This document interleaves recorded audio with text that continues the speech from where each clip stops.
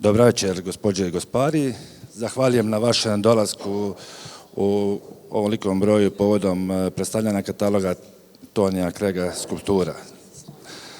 Srdačno pozdravljam autora, gospara Tonyjema Cragga, kustosicu, voditeljicu projekta Jelenu Tamindžiju Donnart, suradnika na izložbi njemačkog povjesničara umjetnosti Detmara Westhoffa te filozofa Stefana Hausa. Zadovoljstvo mi je što i ovom prilikom možemo ugostiti jednog najistaknutijih kipara današnjice Tonyjema Cragga. Pred vama je večeras dvojezični katalog istoimene izložbe Tony Cragg Skulptura, katalog u kojeg su ugrađene fotografije postava koje prate viziju i ideju gospodina Cragga, povezujući s druge strane suprotstavljajući skulpturu s arhitekturom, zdanjem palače Banac, korespondirajući s okolinom, lokrumom, gradom, morem i horizontom. Upravo ovo vrijedno izdanje ostaje trajan pečat ovo značajnoj izložbi realiziranoj u za nas iznimno važnoj godini, u godini koju obilježavamo 80 godina Umjetničke galerije Dubrovnik.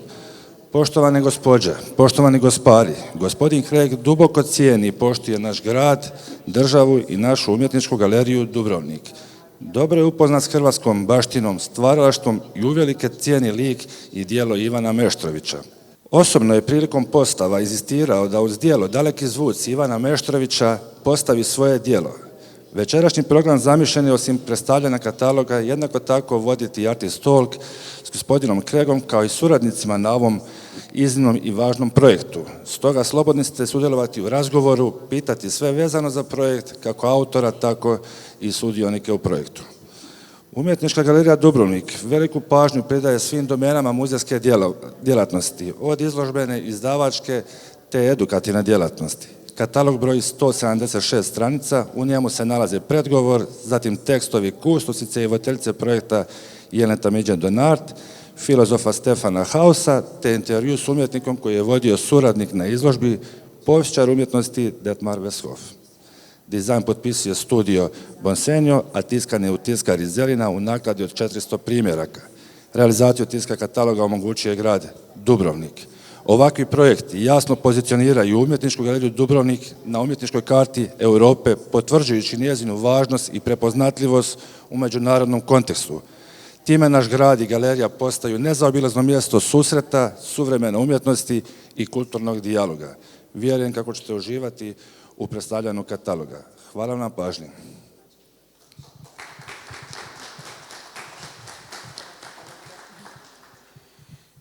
Dobar večer svima, ja bih vas još jednom u ime Umjetničke galerije Dubrovnik svih lijepo pozdravila i pozdravila bih također naše goste, gospara Tonyjema Cragga, Detmara Westhoffa i Stefana Hausa, kojim je svojim tekstom iznio jedno filozofsko poimanje skulpture, što je uvijek zapravo zanimljivo jer često radimo kataloge gdje imamo izuzetno nekad možda isključivo povijesno umjetničku perspektivu, a ovim putem smo nekako taj jedan pogled na skulpturu stavili na jedan veći misaoni možda dio, gdje se ne odnosi samo misao na skulpturu kao skulpturu, već na skulpturu kao dio života i jedno promišljanje o formi.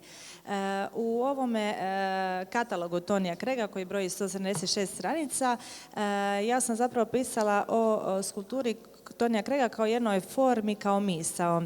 Što bi na to potaklo? Kad smo posjetili njegov studij, na početku smo razmišljali predstaviti samo njegove recentne skulpture, ali vidjevši taj jedan dijapazon skulpture i različitih izraza od 70-ih do danas, odlučili smo predstaviti taj jedan nekakav retrospektivni pogled na skulpturu. Kao što možete vidjeti na prvom katu, započeli smo sa fotografijama i fotomontažama, te također sa 37 odabranih monokromnih i koloriranih crteža. I zašto su crteži baš bitni za prikaz izložbe, posebice kipara? Nekako sama skulptura, izrada skulpture je jedan fizički proces, fizički mentalni proces koji zahtijeva izuzetno veliki broj kompromisa tijekom svoje izvedbe. bilo zbog vremena, zbog materijala, zbog jednog dijaloga s materijalom kojeg vi morate uspostaviti. Tony Cragg ovdje koristio i broncu, i drvo, i različite vrste mramora, također koristio tu stakloplastiku, to je jedan kompozitni umjetni materijal od staklenih niti koji su povezani s sintetskom smolom, tako da svaki put se uhvati u koštac s jednim drugčijim materijalom. U 4. mjesecu kada smo posjetili njegov studio koji je u gradu Wuppertalu sat vremena od Düsseldorfa, bili smo iznenađeni zapravo tom jednom količinom i veličinom studija koji izgleda kao Zagrebačka akademija i tu smo odlučili zapravo, kao što sam već rekla, prihvatiti taj jedan veliki zalogaj i predstaviti njegove radove od 70-ih, 80-ih, odnosno početka njegove izlaganja sve do danas. Crteži su ovdje na prvom katu vrlo zanimljivi zato što crteži nekako prikazuju jedan otvoreni prostor slobode, jedan prostor nekih nefiltriranih misli kada autor prvi put se hvata u koštac sa svojim mislima koje stavlja na papir i tu nema, na početku tu nema kompromisa, kao što ona poznata rečenica kaže, papir trpi sve, tako i ovdje možete jedan prostor nefiltriranih misli staviti na papir koje kasnije kada radite u skulpturi tu misao, ona se nekako prilagođava. Također, u tekstu sam pisala o 70. godinama i njegovim zapravo traženjima, eksperimentalnim lutanjima u skulpturi. Tu, kao što smo primijetili u fotografiji, on pronalazi organske oblike, ali ne samo organske oblike kao takve, već nekakve oblike koji su pod utjecajem atmosferskih uvjeta, pod izraženosti recimo svjetlom ili kišom, promijenili svoj oblik. I to je to što njega zanima, ta promjena oblika. To je jedna evolucija, kao što recimo uzmemo običnu bocu koju nekako savijamo, sagibamo i ona dobije te neke izvitoperenu formu, u njoj on nalazi taj jedan bezbrojan potencijal koji može biti bilo što na kraju. I tu vidimo kako zapravo ta forma je kao misao, formu u njoj nalazi beskonačan broj potencijala kao i naša misa. Naša misa također je fluidna, kao fluidni identitet kojeg uvijek možemo, kao i uvijek nekoga sagiba, utječe naravno u životu na koga smo upoznali, kakvu muziku slušamo, kakvu knjige čitamo, kakve ljude upoznajemo. Svi ti ljudi na nekakav način neformalno zapravo nas sagibaju, savijaju i zapravo tvore naš jedan od tih potencijala što mi možemo biti. Na drugom katu imamo taj spektar i novu figuraciju, rad koji je zapravo rad gdje on nalazio ono što u umjetnosti zovemo des objets trouvés, pronađene objekte koji su u galerijskom i muzejskom kontekstu dobivaju zapravo tu jednu umjetničku u rolu, ono što filozof Walter Benjamin govori o toj umjetničkoj ori, jednom umjetničkom dijelu koji u prostoru muzeja sasvim drukčije funkcionira nego u svakidašnjem vanjskom kontekstu. On tu zapravo šeta plažama, prostorima i pronalazi te predmete koje onda kasnije kategorizira i sortira po bojama i od tih pronađenih predmeta zapravo radi jednu veliku skulpturu koja na kraju sama po sebi postaje jedno skulpturalno djelo. Na kraju imamo još u centralnoj prostoriji i također na taracama imamo skulpture, kao što smo rekli, u bronci, stakloplastici, drvu i mramoru, koje su zaista jednih monumentalnih dimenzija, koje ste možda pratili našim društvenim mrežama, zaista je bio jedan logistički zahvat kako sve to izvesti i zanimljivo je da one u ovom prostoru potpuno drukčije funkcioniraju. Zanimljivo je kako uspostavljaju taj dijalog s našim muzejom, koji je zapravo moderna građevina rađena od 32. 38. godine pod nadzorima arhitekta Lavoslava Horvata i Harolda Bilinića, poznatog korčulanskog kamenog klesara koji je zapravo zadužen za sve kamene dekoracije, te također posebice ova velika skulptura koju smo postavili, na početku se slučajno postavili kraj skulpture Ivana Meštrovića, ali vidjevši zapravo da one uspostavljaju jedan taj dijalog između moderne arhitekture, odnosno moderne skulpture i suvremene skulpture, odlučili smo ih ostaviti u toj jednom dijaleškoj formi. Vrlo je zanimljivo to vidjeti, tu jednu suvremeni izraz, bilo u obojnoj nekoj bronci, jako žuta, recimo ona gore slika, zapravo ova koju imamo na katalogu. Znači, ova skulptura zapravo koja je to žuto obojnoj bronci, kada stavimo na taracu Umjetničke galerije Dubrovnik u modernoj arhitekturi, ona je potpuno nekoj, kao što se arhitekturi zove, interpolaciji naspram tog jednog renesansnog baroknog ruha Dubrovnika, a u A3 imamo tu opet jednu i dijalog i tu neku interpolaciju između moderne arhitekture Ivana Meštrovića i suvremene arhitekture, odnosno suvremene skulpture Tonija Cragga, gdje moderna arhitektura koju je začeo Ivan Meštrović, ona ide u jednom smjeru gdje ne oponaša realističnu figuru, već u potpunosti se odaje tom nekom emocionalnom stanju, to nekom sentimentalnosti, koju u skulpturi Daleki zvuci 1918 Ivana Meštrovića, on tu zapravo prikazuje jednu ženu koja se utapa u glazbi, zapravo ko ulazi u to jedan svoj sentimentalni unutarnji svijet. I tu se zapravo događa taj jedan veliki, možemo tako reći, preobrat u skulpturi modernoj, kada iz jednog realističnog prikazivanja zapravo ulazi tu neko pounutrivanje, u neko unutarnje stanje, koje na kraju u suvremenoj skulpturi Tonija Cragga potpuno ide u jednu drugčiju dimenziju, ide prikazuje naravno i unutarnje stanje pojedinca, ali i jedan društveni kontekst koji iznosi, posebice u ovim radovima na spektar i nova figuracija koja zapravo radi od pronađenih predmeta, gdje imamo jednu i nekako društvenu, možemo tako reći, društveni komentar u kojem jednom materijalnom svijetu 60-ih koji buja, gdje nastaje i marketing, gdje nastaje zapravo to bujajuće neko potrošačko društvo, u 70. i 80. on doživljava procjet i upravo u tim godinama zapravo Tony Cragg radi svoje skulpture gdje taj materijalni svijet potpuno prisvaja i stavlja ga u jedan galerijski i muzejski kontekst. Znači on uvijek kaže zapravo da on nema problem sa materijalnim svijetom, da ga on itekako voli i prisvaja i zanimljivo je također pratiti od 70. i 80. godina kako taj materijalni svijet koji prisvaja sve više zapravo evoluira i te forme zapravo koje kreću od organskih biomorfnih formi zapravo doživljavaju evoluciju u jedan nekakav krajnji oblik koji nikad nije krajnji, jer taj krajnji oblik, ta krajnja skulptura koju vidimo, ona opet ima veliki broj beskonačnih potencijala postati nešto drugo kao što i mi sami imamo. Na tragu ove filozofske misli htjela bi se nadovezati na Stefana Hausa koji je također iznio jedan filozofski pojam uopće predstavljanja Tonija Cragga u gradu Dubrovniku, pa bih htjela vidjeti zapravo njegovo poimanje, kako je on vidio tu skulpturu i kako je posebice, budući da je pisao o samom stvaranju Tonija Cragga u širokom kontekstu, kako je vidio Tonija Cragga specifično u ovom kontekstu Dubrovnika. Hvala Jelena, dobro večer svima. Uvodno moram reći da koliko god puta vidio radove Tonija Cragga, koliko god slušao o njegovim radovima, koliko god o njima čitao, koliko god o njima mislio, koliko god čak i pisao o njima, i dalje je teško išta o njima zapravo reći.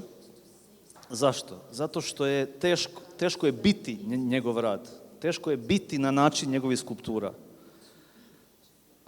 Nije dovoljno njih samo gledati, nije dovoljno o njima misliti ili ih komparativno pokušati dohvatiti, nego je jedini mogući kontakt s njegovim radom je da se pokuša biti na takav način. A mi ljudi, naravno, ne možemo to i otuda je težak kontakt sa uopće umjetnošću, a pogotovo sa radom Tonija Cragga. Moj rad nosi naslov ne Tony Cragg u Dubrovniku, nego Tony Cragg u Dubrovniku. Svaka od tih stvari je pod znakom pitanja. I sve jednako velika nepoznanica. I Dubrovnik, i ovo U, i Tony Cragg. Iza ovog Tony Cragg ja sam pronašao nešto što sam nazvao u svom tekstu materijalna supstancija. Supstancija je filozofijski pojam iza kojeg se krije na neki način ono biti ili u našoj tradiciji takozvani bitak. Znači, ono kad mi kažemo da nešto jest, jesam, jest, je, iza toga jest, je, se krije supstancija. Materija u tradiciji se razlikuje od moguće forme. Forma je dakle oblik, kako mi to kažemo, a materija je moć ili mogućnost za neki oblik. Sad, iza ove materijalne supstancije se krije jedna moć koja je čisto kretanje, koja je s jedne strane mogućnost za oblik koji dolazi materiji izvana, a isto tako je moć koja je moćnija od svake moguće forme. I to je ono što se zapravo krije iza ovoga Tony Cragg. Ta moć supstancije same ili moć onoga biti kao materije, kao čistoga kretanja, kao čiste moći same. Kroz rad Tonija Cragga, historijski gledano, možemo pratiti razvoj te materijalne supstancije, odnosno put kojim ta supstancija dolazi sebi samoj. Kroz najranije radove se ona najavljuje, da bi u najrecentnijim radovima zadnjih 10 godina vidjeli rad koji pokazuje to čisto kretanje ili samo kretanje ili sebe kretanje te moći same, koja je dakle moćnija od svake moguće forme i zato se ta moć u njegovom radu poigrava sa formiranošću i deformiranošću. Jedan od najdražih radova na izložbi je već navedeni spektrum, odnosno spektar, koji pokazuje težinu zapravo mogućeg ne samo načina da se jest na način Tony Craggovog rada, nego da se uđe uopće u tu sferu. A taj rad spektrum pokazuje da se mora doslovce razlomiti, potrgati, slomiti naša egzistencija kao takova. Naime, iza svakog od ovih slomljenih predmeta koje možete vidjeti, češalj, četkica za zube, šalica, nekakva čizmica, komad volane, tako dalje, i iza svakog od tih predmeta treba vidjeti sav taj ljudski život koji je sačuvan u tom predmetu. Znači, ako uzmemo telefonsku slušalicu, moramo uz slušalicu u radu vidjeti sav mogući ljudski život koji je prošao kroz tu telefonsku slušalicu. Sve ono izrečeno, sve ono proživljeno. Sav taj ljudski život se mora ostaviti iza sebe da bi se ušlo u tu čistu sferu te materijalne supstancije, ovdje kao spektrum čiste te moći same. Jer boja koja prolazi kroz spektrum nije boja nečega, to nije boja nekog tijela. Taj čisti spektrum je boja, dakle, čiste moći same, koja nosi čitav rad Tonyja Cragga. Ovo malo biti u nečemu, to je jedno od najtežih filozofskih pitanja i malo ko se time naravno bavio. Aristotel je mogući primjer kojeg sam ja u tekstu naveo i onda on navodi nekoliko mogućih značenja tog izraza biti u, gdje je, dakle, na primjer, dio je u cjelini, cjelina je u dijelu, biti u nekom mjestu, biti u nekoj posudi, znanje, recimo, može biti u duši i na kraju može čin biti u nekoj mogućnosti. I to zadnje značenje se meni pokazalo najbliže ili najvažnije za pristup Tonyjevom radu. Naime, ta materijalna supstancija sebe hoće uozbiljiti, učiniti prisutnom u nekakvoj mogućnosti. U ovom slučaju se ta mogućnost zove Dubrovnik. Dubrovnik s kojim ovdje imamo posla nije historijski Dubrovnik. To nije ovaj Dubrovnik u kojem mi sad jesmo ili kojeg mi sad gledamo. To nije ni historijska, ni politička, ni geografska činjenica. Taj Dubrovnik još ne postoji. Taj Dubrovnik mora sebe pronaći u radu Tony Cragga. To jest, materijalna supstancija mora sebe ozbiljiti u svom Dubrovniku. Dakle, mi tu moramo sad zamisliti Tony Craggov Dubrovnik ili Dubrovnik koji pripada materijalnoj supstanciji samoj. Što znači da sve ovo što poznajemo kao gradski život, kao gradske zakone, kao cestovni prijevoz, kao uslužne djelatnosti, kao laku industriju, kao školstvo, kao komunalije, sav taj spektar do sahrana, do intimnosti svake vrste, sve ono što spada u gradski život, to se sve mora deducirati iz Tonyjevog rada. Znači, dok mi to nismo u stanju, mi nećemo moći nikad zaživjeti u tom i takvom Dubrovniku.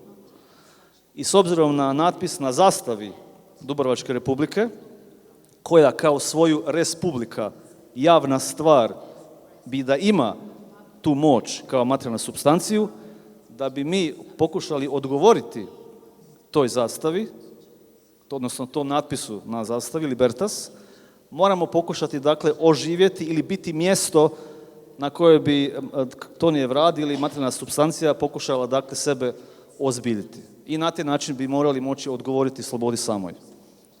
Na to je mene inspirirao Tonyjev rad. Kad kažem inspirirao, dao mi, dakle, onu vrstu zraka, onu vrstu daha, kroz koju sam ja pokušao živjeti u njegovom radu. Zahvaljujem.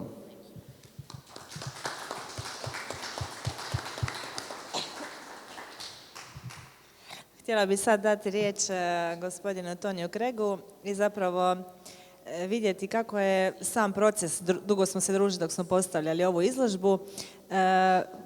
Vi kada ste došli u Dubrovnik i sada kada ste se vratili nakon skoro 8.000 posjetitelja, vidite li ovu izložbu kao istu izložbu ili vidite nekako nadograđeno ovim kontekstom samog Dubrovnika?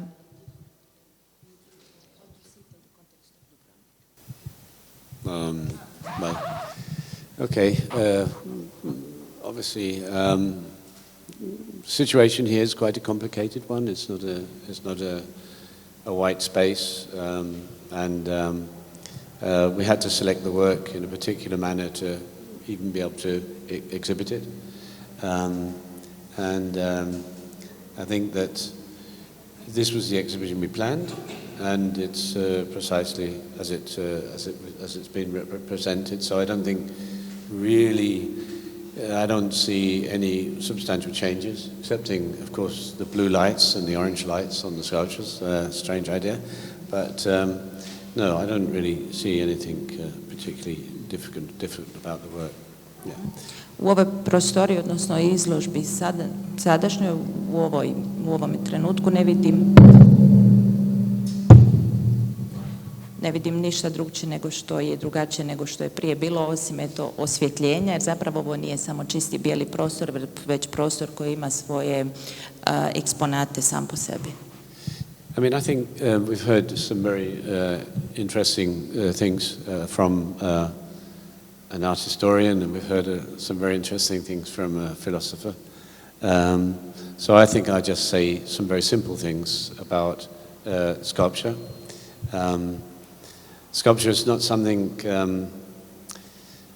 just to sort of amuse people. It's not just about interesting things. I think that sculpture activity is an essential activity for human beings, because it actually, outside of what we make industrially, and we need these tables and chairs and telephones and microphones, outside of all of these relatively uninteresting things we make, we also need new forms, and new forms are important because they give us new ideas, new emotions, and new terms, new freedoms.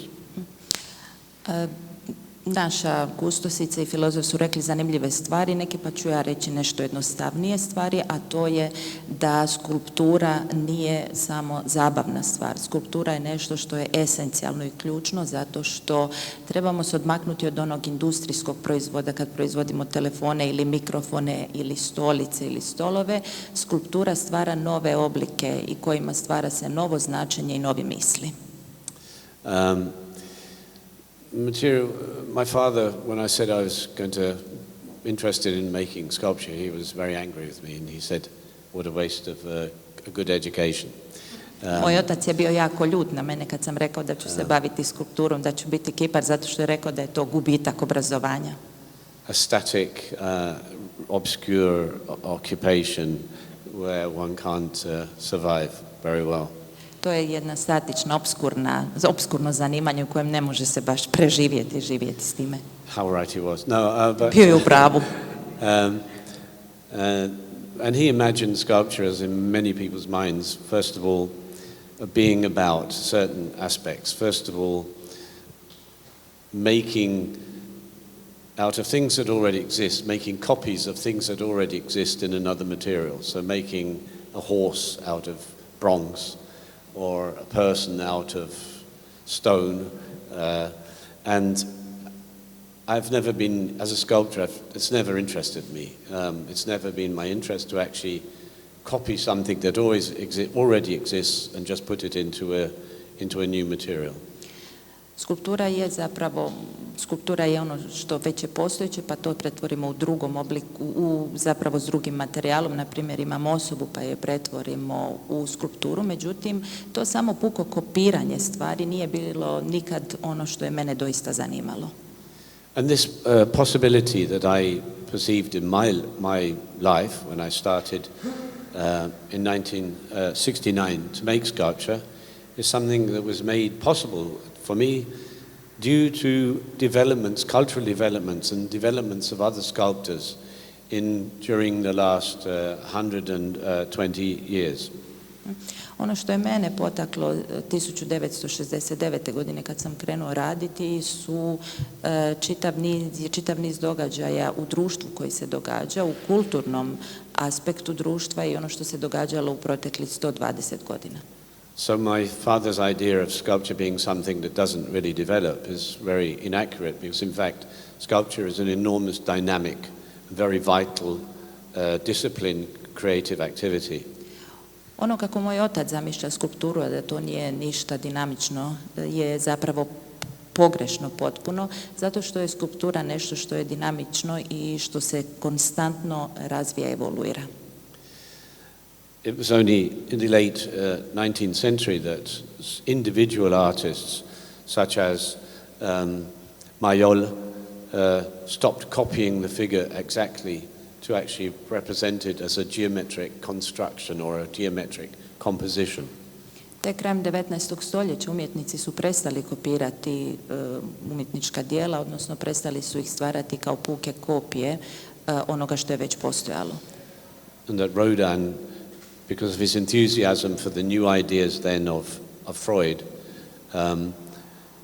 just started to make sculpture that was emotionally powerful without really be concerned about the exact, precise biological or anatomical details of the human figure. Rodin je radio skulpture koje nisu bile pod utjecajem, on nije bio opterećen zapravo utjecajem onoga što treba, kako realistično treba izgledati jedna skulptura, već je bio pod Freudovim utjecajem onoga predstavljanja emocija i unutarnjeg doživljaja. And shortly after that, Brancusi came to Paris and introduced the geometries of the Byzantine origin in Romania. Zatim smo imali skulpture bizantijskog podrijetla u Rumunjskoj. And Duchamp shocked the world, the French bourgeois, by giving them a pissoir as a sculpture. Zatim je Duchamp šokirao svijet sa svojim pisoarom kao skulpturom. Somehow a silly gesture, but on the other hand, it's been very, very significant for art in the last 100 years. To je bila jedna smiješna gesta, međutim vrlo značajna za umjetnost u proteklih 100 godina. Because it offered the opportunity, it made us realize, made our culture realize that sculptural thinking is something that exists every moment of your life. The color and the shape of the floor, of the wall, of your hands, of the furniture, of the ceiling, of the lights, of the sound and the colors and the temperature and the pressure, all of these are things that are affecting you instantaneously in this minute, in this second of your life. Thousands of material stimuluses from inside of you and outside of you that are affecting you continuously. This is sculptural thinking. I onda smo shvatili razmišljanja, zapravo što je to razmišljanje kao skulptora. To znači da sve stvari koje nas okružuju, i boje podova, i zidova, i rasvjeta, i tlak, i naša unutarnje razmišljanje i osjećaj, sve je to što utječe na stvaranje skulpture. I could only start to make my work based on the fact that a lot of artists had gone on before me and made the steps away from a traditional Greek-Roman figuration. Zapravo moj rad je počeo tako što sam se oslanjao na prethodne umjetnike koji su se odmaknuli od grčko-rimske skulpture, odnosno oblika. And when I started my studies in Britain, there were already very well-known sculptors like Henry Moore, Barbara Hepworth, Chadwick, that's one generation. And then there was a second generation, which was Anthony Carew, Philip King, and a lot of men that were welding sculptures. And then there was a third generation already at that time, and that was Richard Long and Gilbert and George and Barry Flanagan. More conceptual and more accepting of the ideas of Duchamp. Kad sam ja krenuo studirati u Britaniji, zapravo prije mene su bile 3 generacije velikih umjetnika koji su se odmaknuli od tradicije i koji su se oslanjali na Duchampov rad. The great achievement of Duchamp's gesture was that, first of all, we realized that all materials and everything can be regarded as sculptural entities. Duchampov doprinos je to što smo vidjeli da svi se materijali mogu smatrati kao jedinice koje mogu biti skulptura. So we saw in the course of the 20th century artists rushing through the world and finding previously non-art objects and materials and bringing them into the art world. Tijekom 20. stoljeća umjetnici su pronalazili predmete koji nisu bili dijelom umjetnosti i činili su od njih umjetnička djela. And the second very important thing about Duchamp's work, and really the basis of artists' work today, is that what he accepted is that every object, like this glass, which has a three-dimensional expansion in space, is also physically, it's also accompanied by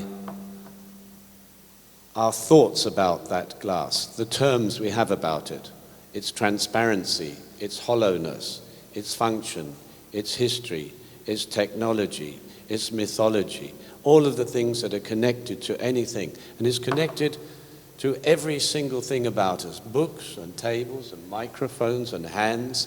Every single thing we have is a world of meaning that you can go inside, and it is so what it leaves us with, the fact that every physical object has an enormous balloon of meaning around it, of terms around it, that when we can't see that object, we still have a glass in our heads. And this glass, this, if you like, excuse the term, Stefan, can't use it embarrassingly, but for me this is a metaphysical glass, because it's not the physical glass, it's above that. And this is the really importance of the material that and the relevance of sculpture. Because what sculptors do, they may be working with the glass, but in fact what they're doing is they're actually changing the metaphysical balloon around by exchanging the terms and altering the terms around the physical object. Ono što je najveći ključni Duchamp doprinos je taj što kada mi gledamo kao kipari jedan predmet, na primjer ovu čašu, onda vidimo fizičku čašu, trodimenzionalni predmet, međutim imamo i onaj metafizički dio, a to su one sve misli i cijeli spektar stvari o kojima mi razmišljamo kada gledamo u čašu, a to je njena dubina ili prozirnost ili proizvodnja ili povijest ili način na koji je ona proizvedena, pa kada maknemo, i to se ne odnosi samo na čašu, nego ili na mobitel, ili mikrofon, ili stol, ili bilo što drugo od predmeta koji su proizvedeni, pa kad maknemo tu čašu i ne vidimo je više, onda zapravo ostaju nam te misli, ostaje metafizički dio čaše i sve ono što je vezano uz nju i cijeli naš proces razmišljanja o toj čaši, i to je zapravo bit skulpture, odnosno kiparstva.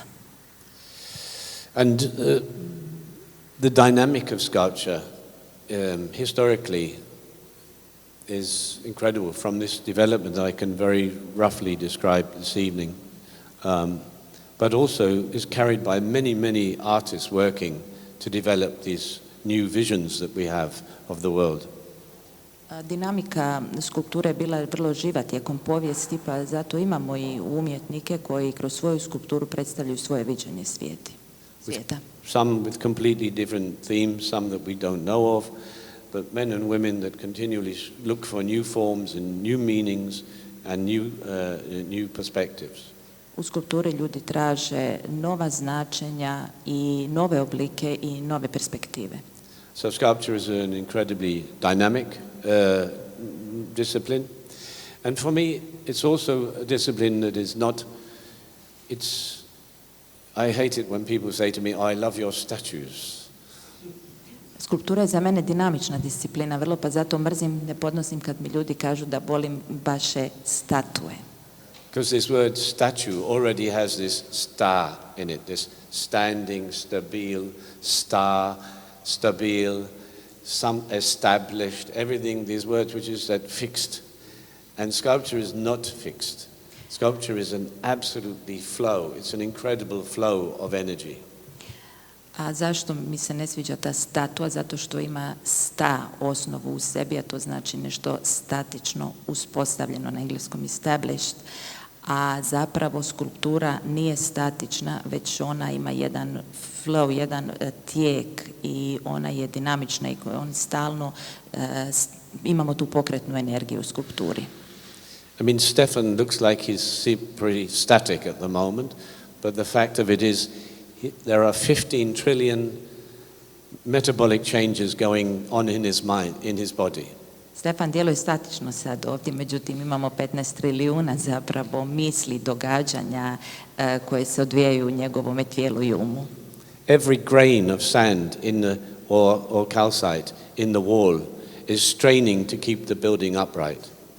I svaki kamenčić, odnosno pijesak, sve to i sve ono što je u ovim zidovima zapravo daje sve od sebe da održi ovu strukturu čvrstom. The ball in the sky that gives us all the light we need is trillions of atomic explosions, nuclear explosions. I ova svjetla koja mi imamo zapravo to su trilijuni nuklearnih eksplozija koje se odvijaju da bismo ga dobili. Human beings are only very, very limitedly occupied with just a very, very narrow range of reality. Ljudska bića su okupirana i vode računa samo o ograničenom nizu, odnosno ograničenoj stvarnosti.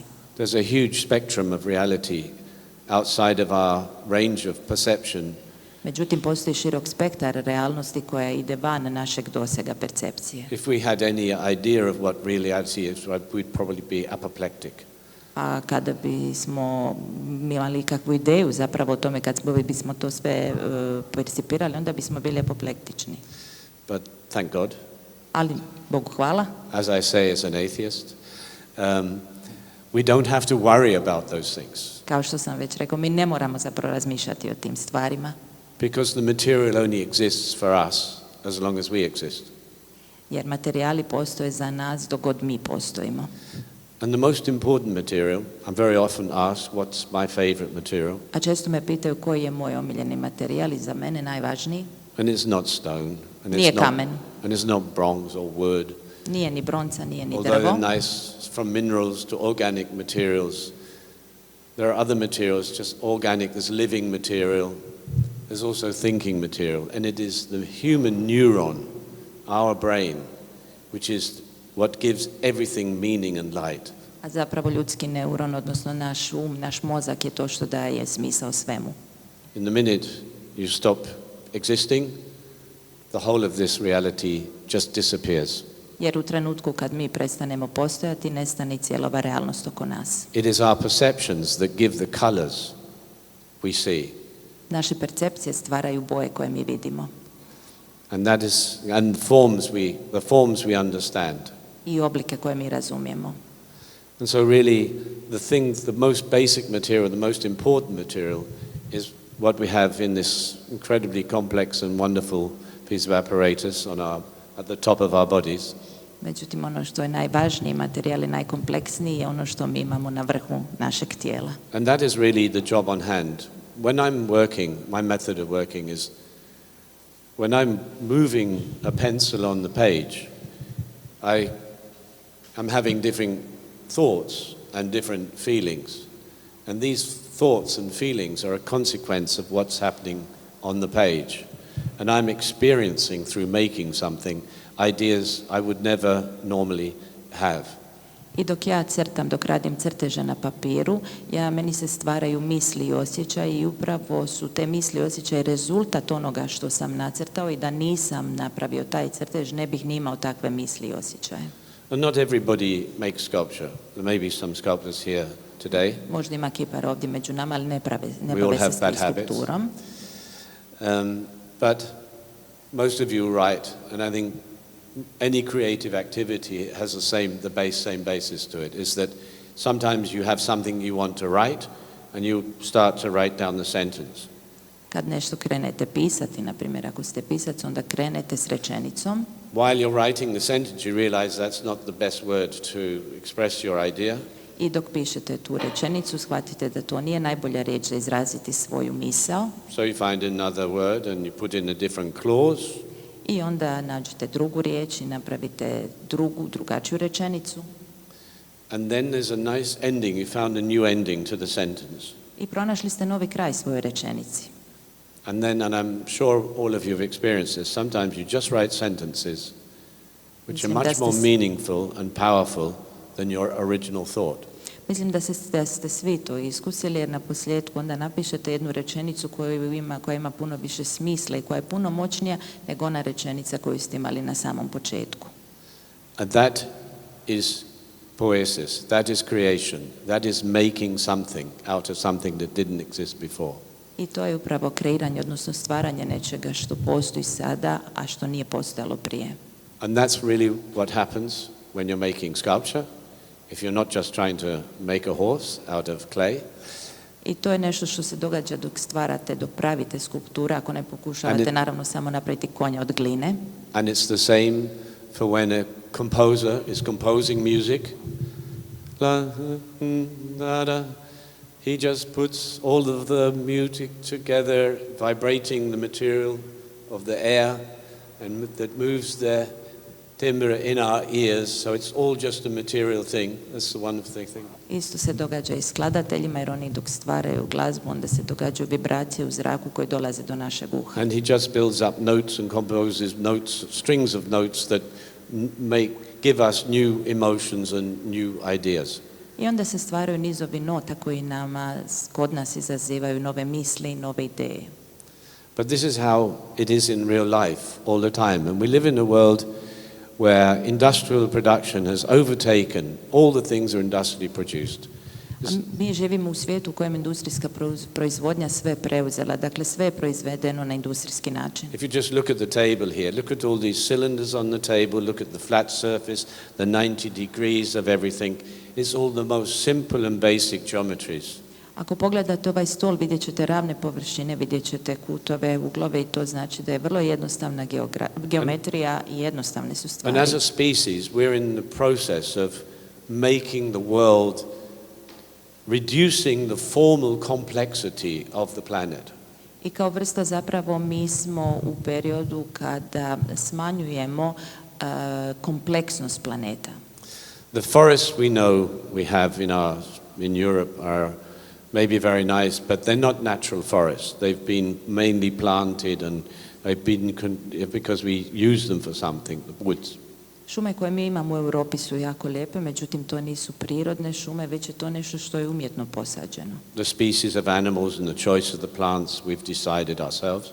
Mi smo i o životinjama i o vrstama biljaka koje ćemo posaditi sami odlučili. And then at some point we decide we need a meadow, so we take down the forest and we make a meadow. I onda smo u jednom trenutku odlučili da želimo livadu, pa smo uklonili smo šume i stvorili livade.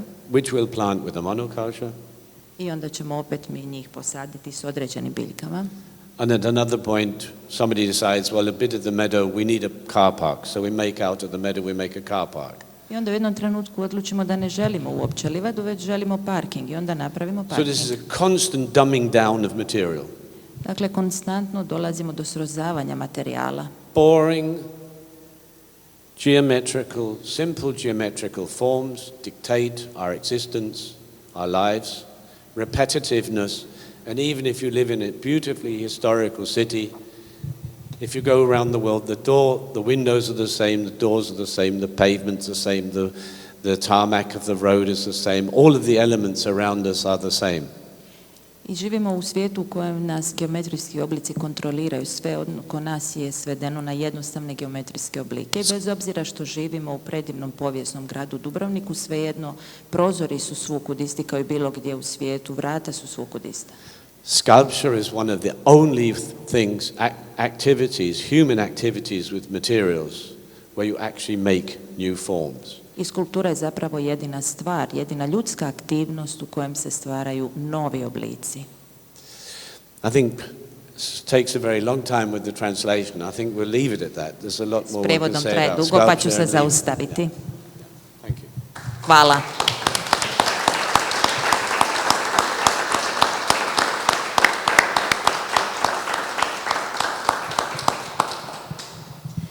Htjeli bismo još samo završnu riječ dati gospodinu Detmaru Westhoffu, njemačkom povjesničaru umjetnosti, koji je bio suradnik u izložbi, koji je zapravo nas i upoznao sa gospodinom Tonjem Craggom i bio naš osobni vodič u Düsseldorfu i Wuppertalu, te bi zapravo vas htjela pitati ako nam možete malo više približiti fascinantni par skulptura koji je Tony Cragg otvorio, osmislio u Wuppertalu.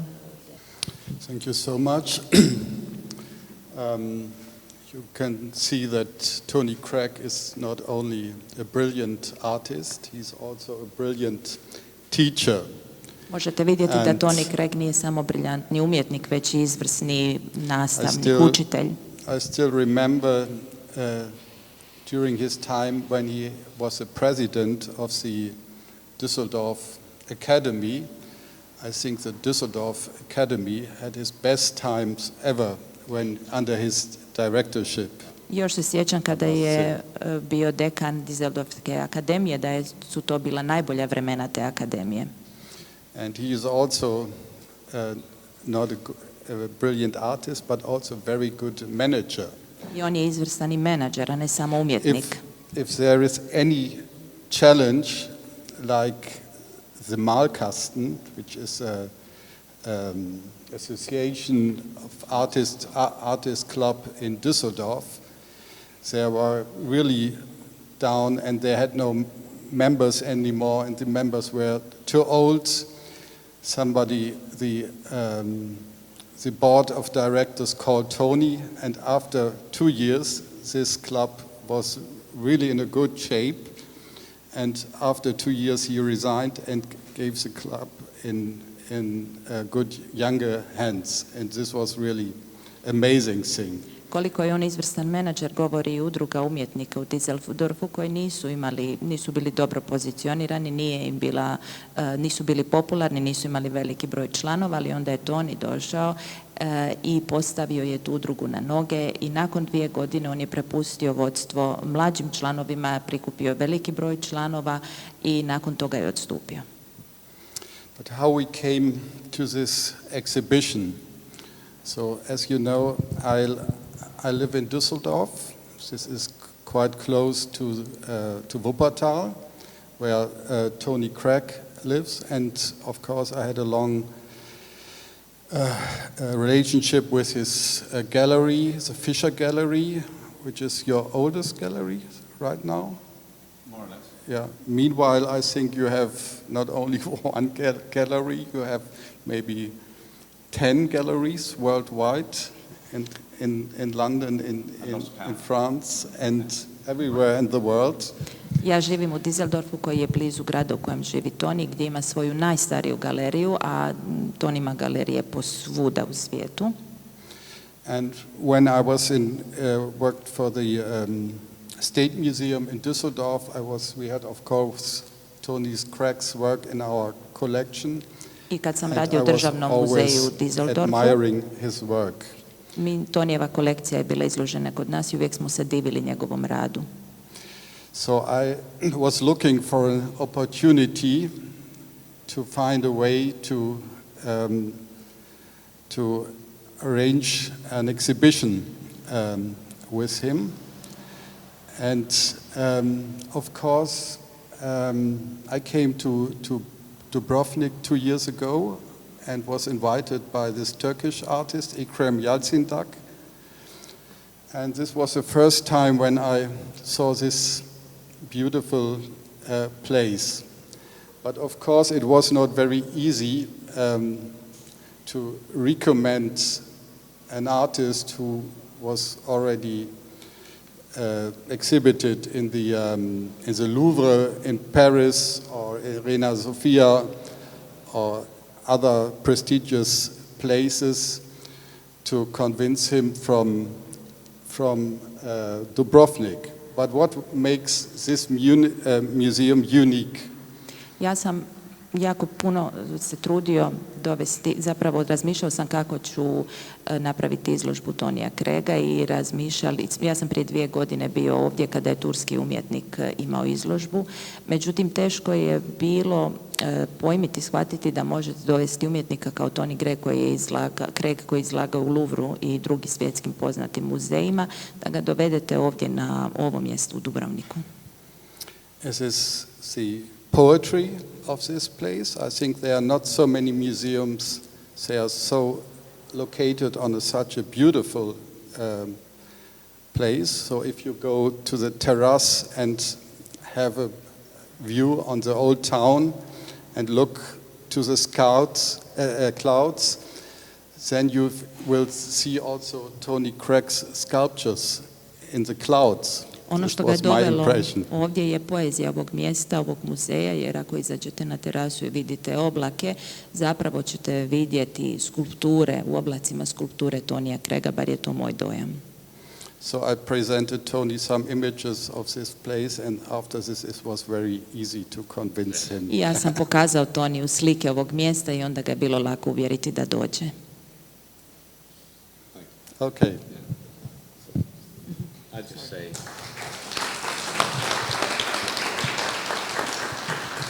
So I just say very quickly on my part, I'd like to thank Jelena and for yourself for all of your support and help, the invitation to be here. I very much enjoyed it. To Stefan for his wonderful thoughts, which I don't understand most of, but they're wonderful. And you for translating, and especially Detmar for his organization of the exhibition and everybody concerned. So, and for you to come this evening. Thank you very much. Zahvaljujem Jeleni, Tonku i Detmaru, čije misli nisam razumio, ali su lijepe. Naravno Stefanu i svima vama koji ste došli. Hvala. Evo još jedno hvala svima vama na dolasku i možemo se podružiti na tarac. A možete... Dobro. Može, izvolite. Mr. Cragg, some question?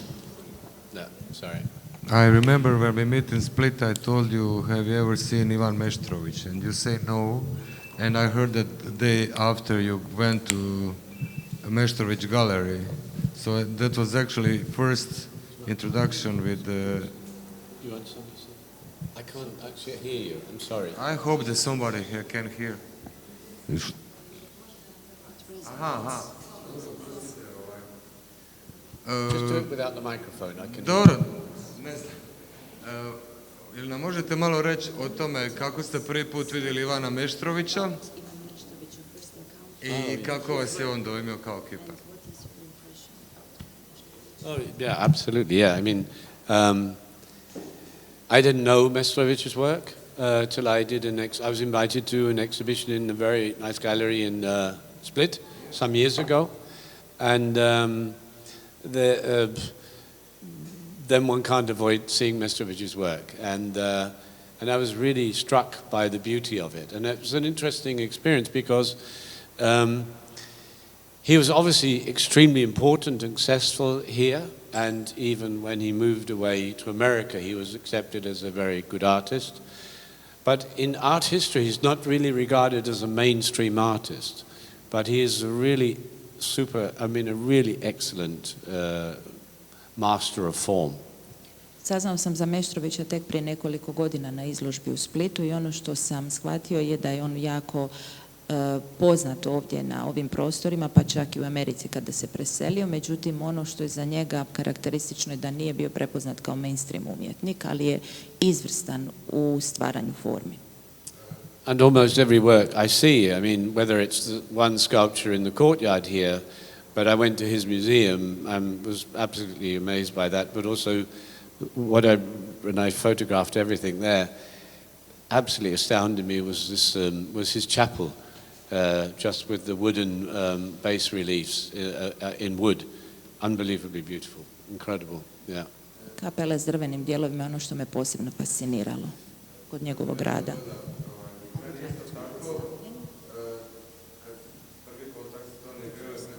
Taj njegov rad, on je spominjao danas Dišana i Skulptura. Meni je Tony Cragg kao kipar ide direktno linija Michelangelo, Henry Moore i daje novu suvremenu dimenziju.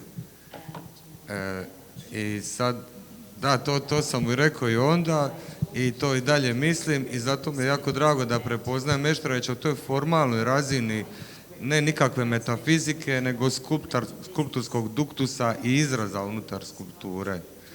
Sad me zanima kako on doživljava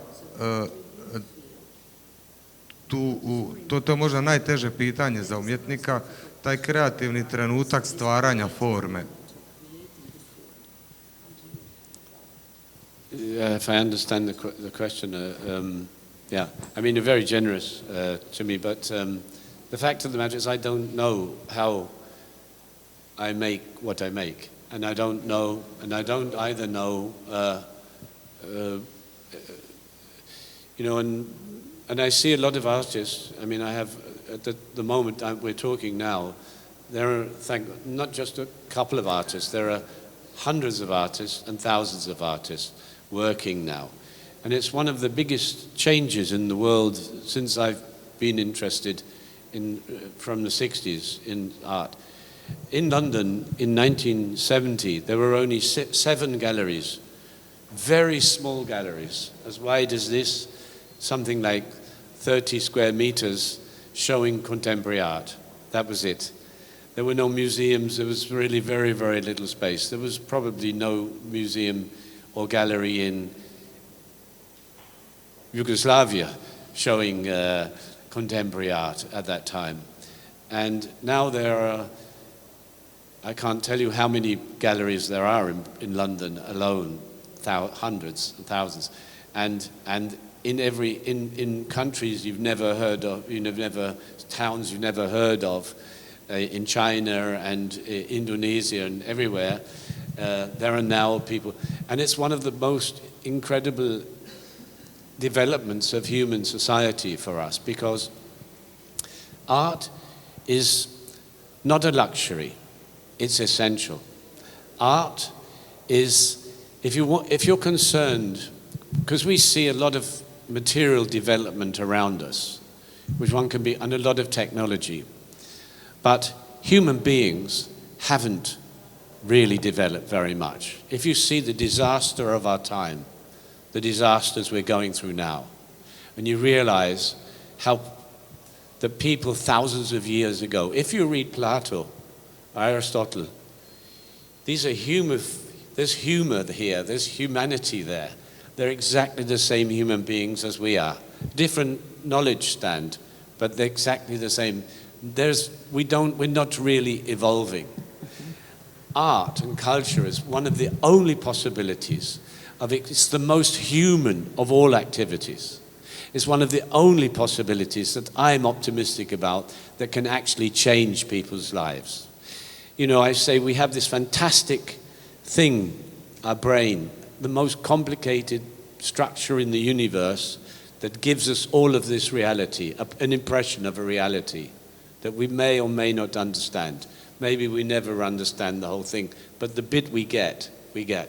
But, I'm sorry, I know it's a long part, but the thing is this, how do we do this? Okay. Dakle, prije svega želim reći da ja But I ne have to znam. finish this because the thing is this. If people are interested in music, then they have music in their body and in their minds every day of their life, in their walking down the street or in the shower or whatever else. It changes your life.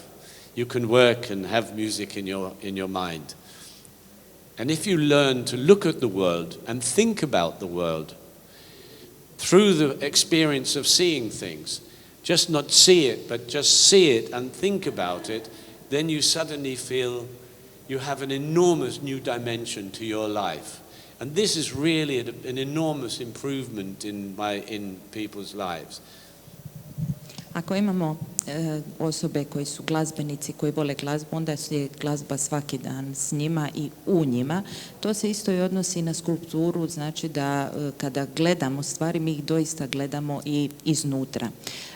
Ja ne znam kako radim i na koji način radim ono što radim i ono što stvaram, ali mogu reći da 70. godina kada sam krenula u Londonu, bilo je samo 7 umjetničkih galerija. Nisu postojali ovakvi muzeji kakve imamo danas. Bio je vrlo mali broj umjetnika, međutim vremenom se taj broj umjetnika povećavao, pa sad imamo 100 tisuće umjetnika, ali isto tako imamo i 100 tisuće galerija svukud po svijetu.